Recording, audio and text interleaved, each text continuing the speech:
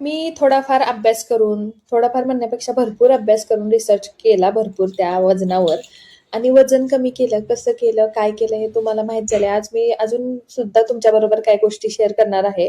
अ, त्याआधी मी तुम्हाला सांगते, की माझं जेव्हा लग्न झालेलं म्हणजे मी आज खुश आहे. त्याचं कारण सांगते, कारण की मी गाडी चालवायला शिकली. आता गाडीच्या मागची स्टोरी सांगते तुम्हाला. त्याच्या मागे पण रिलेटेडच गोष्ट आहे.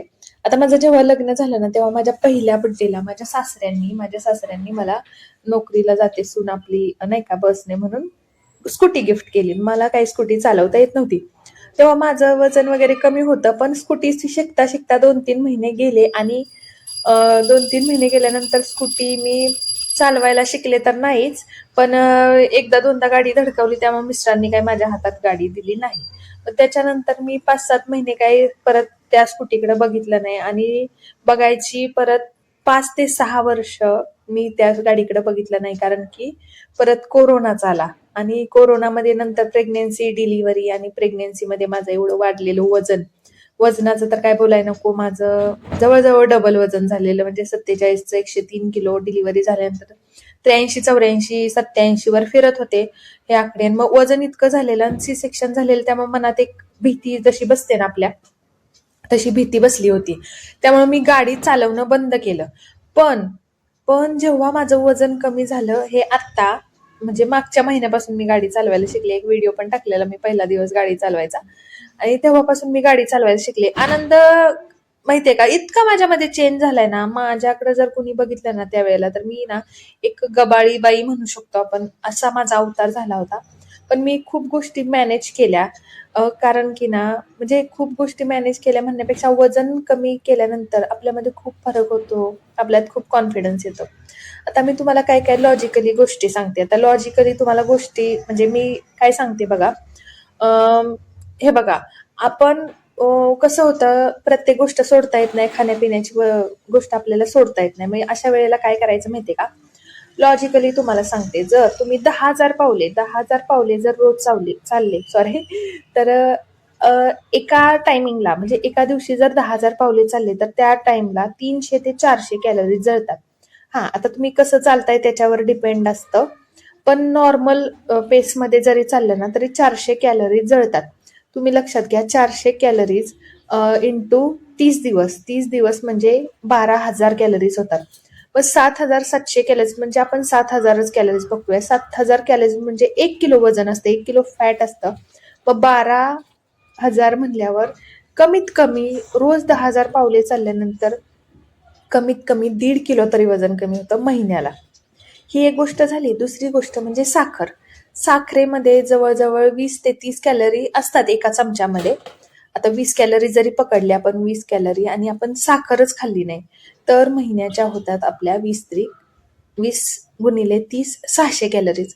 600 कॅलरीज म्हणजे आपण साखर काय एका टायमिंगला खात नाही. 40 जरी पकडले आपण अजिबात, कारण सकाळी चहा संध्याकाळी चहा 2 चमचे जरी कॅलरीज पकडले, 40-50 कॅलरीज, तरी 5 × 5 = 1,500, म्हणजे जवळजवळ अर्धा किलो किंवा अर्धा किलोपेक्षा कमी, म्हणजे हे दीड आणि अर्धा 2 किलो झालं. त्याच्या आपण तेलामध्ये बघा, तेलामध्ये सुद्धा इतक्या कॅलरीज असतात. सुक्या भाजीला जर तुम्ही तूप वापरलं आणि पातळ भाजीला जर तेल वापरलं ना, आता दिवसभरामध्ये नॉर्मली 3 भाज्या पकडूया, सकाळ दुपार संध्याकाळ नाश्ता वगैरे पकडून, बरं 4 पकडूया एखादी एक्स्ट्रा, 4 भाज्या आणि चपात्या, हे जर आपण कॅल्क्युलेट केलं तर जवळजवळ बेचोक 8 आणि तेल असं 9 किंवा 10 चमचे तरी तेल आपण खातो, म्हणजे पळी जी आपण म्हणतो ते. आता ह्या 10 ऐवजी जर तेच प्रमाण जर 5 घेतलं, तर कॅलरी निम्म्या कमी होतात. आता तेल जर सोडलं ना, खरं सांगते, तेल सोडायचं नाही आहे, सॉरी, तेल कमी केलं ना, तर खूप कॅलरीज कमी होतात. आता तुम्हाला असं वाटेल की साखर सोडली, अर्धा किलो वजन कमी होतंय महिन्याभरात, काय उपयोगाचं आहे? पण सांगू का, वजन कमी करण्यापेक्षा जी सूज असते ना शरीरावर, ती सूज खूप कमी होते. म्हणजे मी तुम्हाला सांगितलेलं फुग्याचं आणि बॉलचं उदाहरण. फुगा फुगलेला दिसला आणि बॉल जरी दोघं दिसायला सेम असले, तरी फुगा फुगा असतो आणि बॉल बॉल असतो. बॉलमध्ये ताकद असते, फुग्यात ताकद नसते. तशी आपल्याला शरीरात ताकद पाहिजे. सगळं शरीर फुगलेलं दिसतं. आता तुम्ही मला रेग्युलर, मी कधी व्हिडिओ, आता कधी समोर यायचं म्हणलं की मला पहिल्यांदा टेन्शन येतं ते चेहऱ्याचं. का मला ते चेहऱ्याचं? मला जर तुम्ही शनिवारी रविवारी मी कधी टाकलं व्हिडिओ, तर बघाल की माझा शनिवार रविवार चेहरा वेगळा असतो आणि असा वेगळा असतो. कारण की ना मला झोपायला मिळत नाही. मला झोप ऑफिसमुळं, नाईटमुळं माझी झोप होत नाही. मी 2 तास झोपलेले असते, त्यामुळे माझा चेहरा फुगलेला असतो. तेच जर मी शनिवारी स्वच्छ अंघोळ करून नंतर दुपारी गाढ झोप घेतली ना, की माझा चेहरा संध्याकाळच्या 5 वाजता इतका सुंदर दिसतो ना, काय बोलायला नको.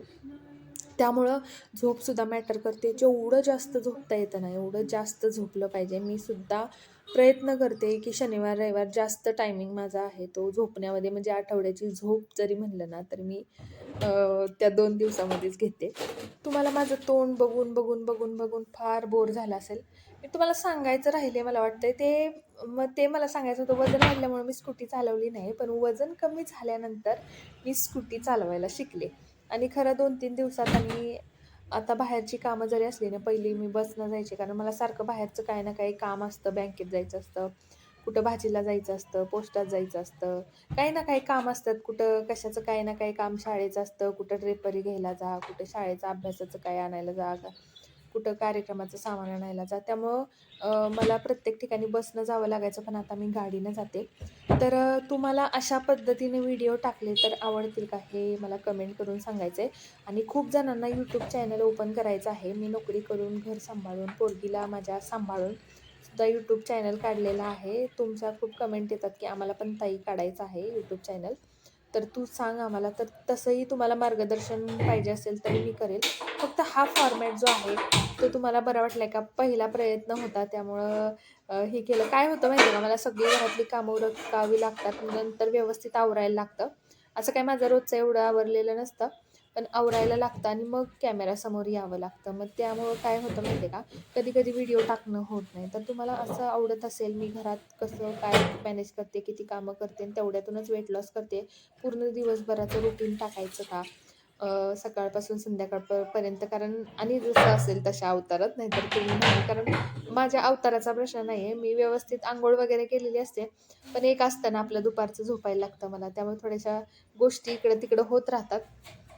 तर तुम्हाला जर हवं असेल तर तसं सांगा. मी लाँग व्हिडिओमध्ये तसं रुटीन टाकायला सुरुवात करेल. आणि तुम्हाला यूट्यूबचं काही मार्गदर्शन जरी हवं असेल तरी मी करेल तुम्हाला मार्गदर्शन. कारण मी पण ऑफिस असताना हे यूट्यूब ओपन केलेलं आहे. चॅनल आपला मॉनिटाईज झालेला आहे. जवळ वजन कमी केल्यानंतर मला वाटते 5-6 महिन्यामध्ये यूट्यूबचा चॅनल आपला मॉनिटाईज झालेला आहे. सातत्य ठेवायचं आहे. काय तुम्हाला टेक्निकल जरी प्रॉब्लेम असतील ना, तर मी सांगू शकते. असं काही नाही, मला टेक्निकली पण व्हिडिओज रेकॉर्ड करता येतात. काही प्रॉब्लेम नाही, किंवा तुम्हाला जसं वाटेल तसं तुम्ही प्रश्न विचारू शकता. मी त्याच्यावर व्हिडिओ बनवत जाईल. सांगायचं म्हणजे वजन कमी करताना ना, जेव्हा आपण जेवण करत असतो ना, त्यावेळेला काय करायचं आहे, बाकीच्यांना तेलाची चपाती करत असला ना, तरी आपण वजन कमी करतो म्हणल्यावर स्वतःला आपली कमी तेलाची किंवा बिना तेलाची, मी बिना तेलाचे फुलकेच ठेवते. आता फुलके गरम खायला चांगले लागतात, असे लागत नाहीत चांगले. मग काय करायचं माहिती आहे का, मला जास्त जाड चपाती आवडत नाही. म्हणजे ते फुलके थोडेसे जाड असतात. मी आपल्या पातळच बिना तेलाच्या चपात्या करते. आज मी पनीरची भाजी आणि चपाती बनवलेली. बघा, तुम्हाला कळत असेल, की मी भाजीमध्ये तेल किती वापरते. माझं तेल साईडला येत पण नाही. मी एवढं तेल वापरत नाही. आणि इकडं मी मध आणलेत, त्याला मी हळदीच्या पाण्यात ठेवले. मला उपाय पण कमेंट करून सांगा, की त्याला मुंग्या लागू नये म्हणून काय करावं. तर मला ते पाण्यात ठेवायला लागलंय. दुसरा माझ्याकडे काही ऑप्शन नाही आहे. मुंग्या लगेच येतात. मध तुम्हाला माहिती आहे, साखर काय मी एवढं खात नाही आता. कोणत्या गोष्टीमध्ये टाकायचं असेल तर मध टाकते. मध मला असंही पहिल्यापासून आवडतोच. ओरिजिनल मध काय नाही, आपला मेडिकलमधूनच आणलेला आहे माझा डाबरचा मध. तर खाताना फक्त लक्ष देऊन खायचं आहे. म्हणजे चावून खायचं आहे. प्रत्येक गोष्ट जी आहे त्याचा आनंद घ्यायचा आहे, प्रत्येक भाजीचा. आणि सलाद तर खायला अजिबात सुद्धा विसरायचं नाही आहे. खूप तर सगळ्या गोष्टी चावून खाल्ल्या ना, की पचन पण व्यवस्थित होतं. डिटॉक्स वॉटर घ्यायला विसरायचं नाही, हर्बल टी घ्यायला विसरायची नाही, ग्रीन टी घ्यायला विसरायची नाही. सगळं एकत्रच घ्यायचं नाही. आज आज हे, उद्या ते, सगळ्या गोष्टी घ्यायच्या. आता मला कसं असतं, मला जेवल्यानंतर परत माझी ऑफिसची ड्युटी संध्याकाळी असते. आत्ता घरात कोणी नसतं, त्यामुळे मला थोडं शांततेत जेवायला मिळतं. संध्याकाळी काय सगळे फॅमिलीबरोबर असतो, त्यामुळे एवढं नाही. ऑफिस असतं माझं. घरच्यांचं काही नाही, घरचे आपले चांगले आहेत. पण ऑफिस असतं, त्यामुळे माझं संध्याकाळी गडबडीचं जेवण होतं. एवढंच माझं दुपारचं शांत जेवण असतं. तर अजून कोणतं मार्गदर्शन हवं असेल तरी कमेंट करू शकता. आणि व्हिडिओ आवडला असेल तर लाईक करा, शेअर करा, सबस्क्राईब करा. Bye bye.